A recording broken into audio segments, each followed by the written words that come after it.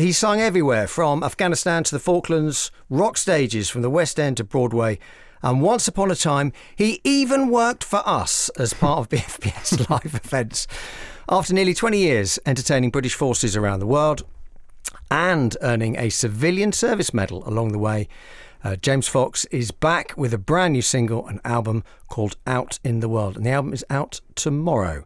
And you're just back from a cruise ship, is that right? That's right, yeah. Thanks for having me. Yeah, I got back in from, was it Boston yesterday? Yeah, a little bit jet lagged, but yeah, Boston yesterday. Wow. Yeah. And so, because we were going to chat, weren't we, on the Tuesday? So what was the delay then with the... They wouldn't let me off, basically. They have this thing that if you leave from an American port and you don't go to a foreign port, you can't get off in between. It's called the Jones Act. I thought it was a band that was booked. I was looking forward to seeing them, but no, apparently I was stuck. Excellent. And so you're on... Which ship are you on? This is a ship called the Crystal Serenity. Yeah, so I performed about 10 years ago. They asked me to do a 6-month contract, of some Billy Joel songs, you know. Yeah. Because I did this Billy Joel show on Broadway. So they said, look, we'll put this show together for you if you want to do it for 6 months. And it's been 11 years. I've not been on there the whole time, but literally the gig, I go on for like a week and come back for 2 weeks. It's back and forth for 11 years, so be careful what you wish for. It's funny because we are such a fan, because I'm in the studio, Toby's in here as well, and we are just enormous Billy Joel fans. So this is really... And you're going to play a Billy Joel song for us in a minute, I will give it a go. I mean, obviously I don't have a piano, but we'll make... Fortunately, he's got more than one hit, so we're going to be okay. So tell us about your Billy Joel show that you do. Yeah, well, I did. There was a show called Moving Out that was on Broadway back in 2005. And I just finished doing Jesus Christ Superstar. And Tim Rice, who I became very friendly with, we actually Look at that. Seriously. Come on, seriously? Oh, Tim Rice. And we wrote the Poppy Appeal single back in 2012 together as well. Yeah. So we became very good friends after that show. And he said, look, if there's anything I can do for you, let me know, you know. So about 10 minutes passed. And I said, there's this show in New York. I'd love to be audition for it, you know. And they needed someone to replace the guy that was there pretty much straight away. So he sent, I think it was a fax back in the day. Yeah. And I think that was a Monday, and by the Saturday I was in the show. You're joking. Yeah, it was that. I had to audition, obviously. So that was on Broadway. What was that like then? Incredible to do that Billy Joel show, obviously in his backyard, so to speak. You know, it was a dream come true. I've been a Billy fan like yourself since I was a kid, and that's probably undoubtedly why I started music and started playing the piano.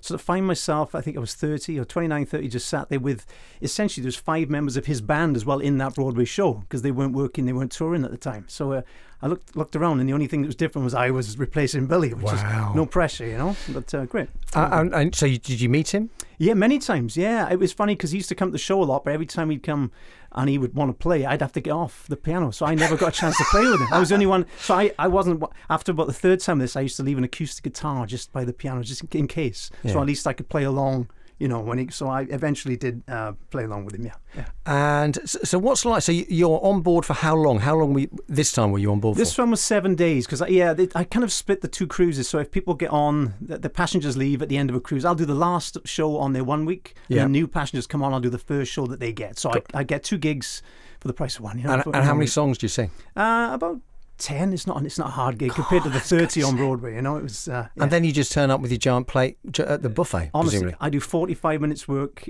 so 2 of them in 7 days. That's why I've been doing it for so long. And how much weight have you put on since you've been on? No, you tell me.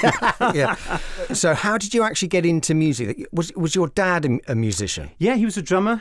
So he used to. He was very influential on me. Sort of, you know, he played the drums and had all this music in the house, like the Beatles, the Beach Boys, all the 70s stuff as well. Gilbert O'Sullivan, Leo Sayer, you know, all these sort of singer-songwriters, and Billy and Elton being 2 of those. So I was a big Billy fan growing up, and I just watched this concert. I think it was back in 1983, and I was like, that is a cool job. And I literally had piano lessons the next day.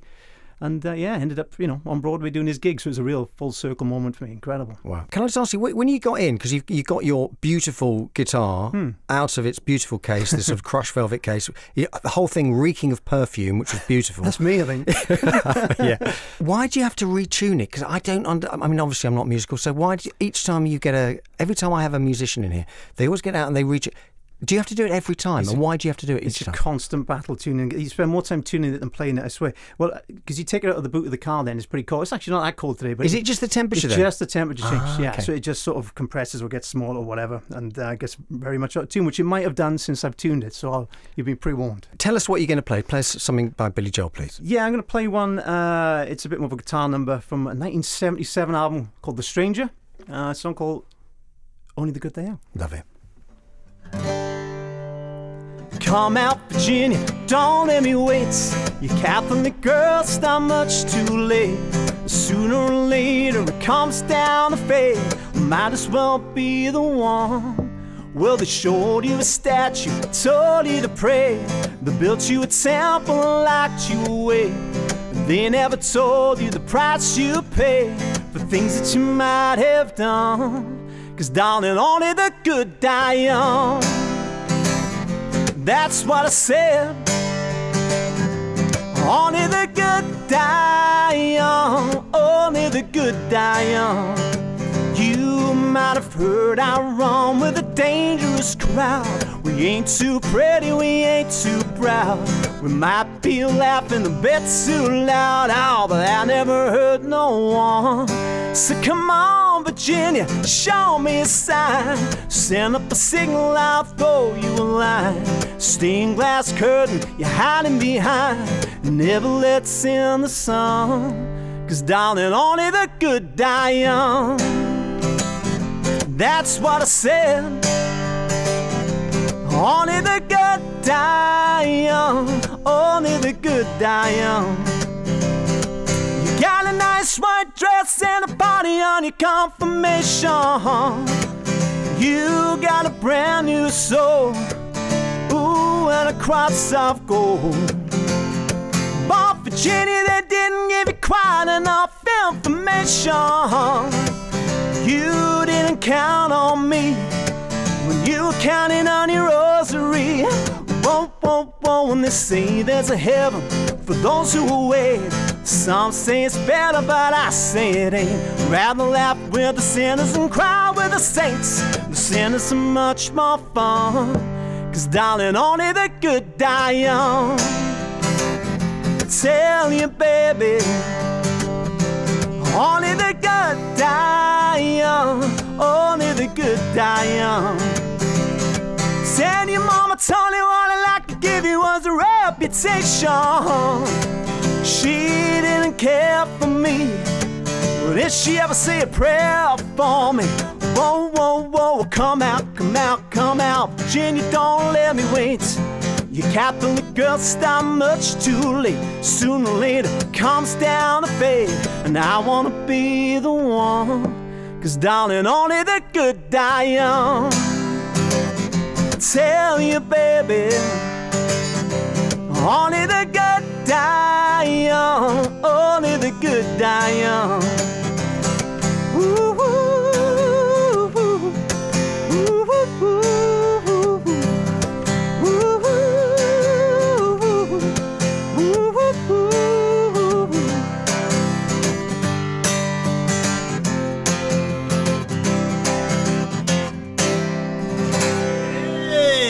Superb. That was so good. There you go. So good. I've literally just booked a cruise.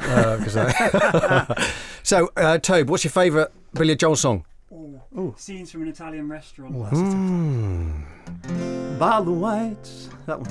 Yeah. Bottle of red. I like Allentown. I know that. Living here in Allentown. There you go. Yeah. Or New York State of Mind. Oh, that's the different. Oh, that's good. Moving out. Moving out. Yep. You may be right as well. Oh. Oh. The longest time. The longest time. Oh, there you got me. Okay, sorry. We can do this all day. Okay, so we need to talk about, you worked, of course, for us, and when I say us, I mean CSC, BFBS Live Events, and you went all over, didn't you? Yeah. With BFBS Live Events. So tell us a little bit about that. For 20 years, honestly, the best experience of my life. For 20 years, I got to go to Afghanistan, Iraq, Kosovo, Bosnia, the Falklands, everywhere. Over 100 days in Afghanistan. I was very lucky at the time. During most of the time, I was either working the West End or I had a really, nice gig with a nice dressing room, a nice theatre, or whatever. But I always booked. I told them every time I got booked for a show like that anytime CSE, as it was at the time, came calling, that I could book a week off, and do that. And they were everybody's very supportive, obviously, for the forces. And I managed to do. It's got to be over 100, maybe 200 shows, in 20 years. Loved it, and I missed that. A lot. It was a fantastic time. I think we met in the Falklands to start with, and I think we also. I saw you in Afghanistan. You sort of took the roof off the place. Not that there was a roof, but you know what I mean. So what was your kind of most memorable gig? Have you got a most memorable gig? Do you know what? Yeah, obviously the big ones in like Camp Bastion, when you got like thousands of guys and you're singing things like "Don't Look Back in Anger" or something. Yeah. I think that's what I saw. Probably right. Yeah. And just it shows you the real power of music and what it means to people. Because you get sort of blasé, you play music in the UK and all around the world, but when you see people reduce to tears, for the right reason. And you see the power of music, and that's just really, because I've been doing this a long time. So when you see something like that, it really reignites the flame of why you do it and the passion for it. So that's right up until like maybe 10 guys up in Mount Byron or Mount Alice. Equally as special, just to bring that. The music to people that really deserve it. You did hundreds of gigs in Cyprus as well, and this was on decompression. Just explain what those gigs were all about. Are we allowed to? Yeah. To set it up, basically, these are troops coming out of theatre. Yes. On their way home, decompressing before they arrive back in the UK, just to give them a little fire break before they meet their loved ones. So it's literally their first night out, effectively. Yes, don't I know for months. So tell me about that. No, they were fantastic. We used to stay in the villa in Cyprus and just head to the camp every night of the week. I stayed there. I must have done, I don't know, maybe 50, over a year's worth of gigs there, Yeah. And as you say, the guys and girls would come through for like maybe 24 hours maximum, and they'd spend the day on the beach, have a barbecue, some water sports, have a couple of beers, and then we'd be waiting for them essentially in this aircraft hangar. Yeah. And it could be up to 500 people sometimes, or maybe 10, depending on how many were coming through. But those gigs, it would be two comedians that would start the show, very, very brave individuals. Yeah. And then I would have the easy part of going on in the second half and singing for like an hour, just all the covers like the Foo Fighters and Stereophonics, Oasis, or whatever. But those gigs were off the chart. They went absolutely crazy. It was amazing. They were letting off steam, and you can imagine the first night out after maybe 6 months on tour, it was Carnage. Yes, yeah. I could share a lot more stories about what happened, but probably not for this time of day. You must be very proud of your work, though. Yes, I mean I loved it. It was just such a humbling experience, and I felt like we got paid to do it, but sometimes we didn't. In terms of you'd offer up to do these things for nothing, because you just saw how the good of what we were doing, and I enjoyed it so much. And it was a very special time. And honestly, I've been very lucky to only do music my whole life, but that 20 years for CSE was the highlight for sure. Yeah, it's Remembrance Sunday coming up. You've sung at the Festival of Remembrance. What was that like? A couple of times, actually. The first time I did it in 2004, we sung Don't Look Back in Anger, which was amazing. And then the second time I did a duet with Catherine Jenkins. I did a song from Chess, Anthem. So quite a different, two different kind of gigs there. But, to do that once is incredible. I'm very lucky. To do it twice, come on, it's fantastic. Just tell us a little bit about this song. Yeah, this is the title track of the album as well. It's just a song about things that life throws at you and how you face them, really. And it's called Out in the World. Is it true that you played loads of instruments on the album as well, annoyingly? Yeah. I say that just because me and Toby just like, he's so talented, it's just annoying. I can't do anything else, though. Yes, I played everything apart from the drums. That's a friend of mine. But everything else and the production and everything. That's why it takes me so long to do these things, man. It's painful. Wow. Okay. You've worked with Tina Turner. Tell me, there's a funny little story along with the Tina Turner stuff. Tell me about that. Yeah, I was very lucky. I got offered to do a support gig for Tina Turner. And there was a guy, an offstage announcement just before I was due to go on stage as the support act. And obviously a lot of people there. And he ramped up this introduction. It was incredible. Even I was impressed. and he said, please give it up for Jamie Foxx. Now, unfortunately, at a Tina Turner concert, that's the kind of place you expect to see Jamie Foxx, the Academy Award-winning actor. But I walked on to a few sort of weird groans and sort of odd, a bit of silence, thinking, it must be the guy setting up before Did they thought you were the sound guy? The guitar tech. And then I stayed and played for 35 minutes. It's a very weird night. That's so good. And did you meet Tina Turner then? I did, yeah. Upstairs, as I was, to be honest, she was waiting. No, she wasn't waiting for me, but she was waiting in the wings. I came off and she said, "Great job." So that's really nice. She said, "Where's the Jimmy Fox guy?" That's the guy. Yeah, that's really good. I have to mention Eurovision as well, because you did Eurovision. It's really fun. We've been chatting for 20 minutes and we haven't even mentioned Eurovision, which is, I mean, how many people watched you on Eurovision? I didn't know. The figure varies. Some say like 200 million, some say 100. I don't know. It's just a lot of. You can't imagine that kind of people. It was a lot. And what was that experience actually like doing it? Once again, it was one of the best weeks of my life. It was to represent your country in a music contest. It was very special. You don't get to do that very often, and I loved it. And professionally, did it kind of bear fruit after it? I mean, to be seen by that many people, you always think that's got to be good. It did, yeah. It was weird. I did a BBC show before that called Fame Academy. Then I did Eurovision. So I did a lot of stuff on TV for a couple of years, and that sort of weirdly opened the door for 10 years of musical theatre. That's how I ended up on Broadway in the West End. Got you. It did a lot for my career. Yeah, but it's a sideways move. It didn't. I sort of stopped writing songs and didn't concentrate on this in favour of musical theatre. So it was, I wouldn't change it, but it was a sideways move. You're going to sing one more song because we're kind of running out of time, but I want you to tell us about the Queen's 90th birthday at Windsor. Tell us about that gig. Yeah, another gig I was very lucky to do, and there was this formation, as I was singing on the grounds of Windsor, there was this formation of Jaguar cars, like 6 of them, that did this crazy sort of driving in the middle of this, of the fields and stuff. So at the end, I was supposed to put my guitar down and run off and jump into the Jaguar, like a James Bond thing, and then he'd drive me out of Windsor, out of the grounds. So they did that. We didn't do it in rehearsal. So when it came to the actual night, he did that, and the car left, dropped us off practically on the M4. And I couldn't get back in. I couldn't get back into the gig. And I was saying security. I was just on stage, and everybody says that. Yeah, whatever. I didn't have a pass. No one thought so. Yeah, I just walked home in the end. But there we go. That's amazing. That's so good. Right. So back to the album. It's called Out in the World. Yes. It's out tomorrow. Can you get it on Spotify? Yeah, everywhere. Yeah, everywhere. It's out. Brilliant. Last track from you. What can you play us? This is a song called "Boy from the Valley." Okay, let's say goodbye to you now. So thank you so much for coming in. Thank it's you lovely so to much. see you again. And you. Thank you for doing that. Pleasure.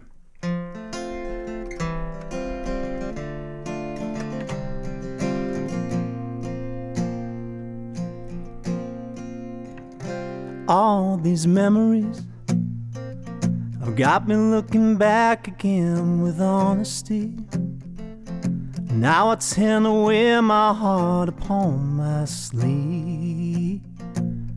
It's better that way.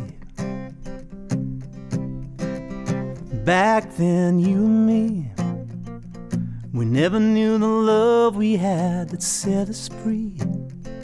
We'll be waiting when we come back here so endlessly. It never goes away. Hey, hey, you can't take the boy out of the valley, but you can't take the valley from the boy. He will carry it for life, never out of sight. When I cross that bridge tonight, walking hand in hand across the mountain lanes upon the open land, knowing that our future never could be planned. And we were there to stay, there to stay. Oh, you can't take the boy out of the valley, but you can't take the valley from the boy. He will carry it for life, and never out of sight. When I cross that bridge tonight, I know there's gonna be a welcome in the hillside waiting there for me. Sure as the new tide never leaves the sand, I hope you understand. This is my home. This is my land. You may have taken the boy out of the valley, but you'll never take the valley from the boy. Ooh.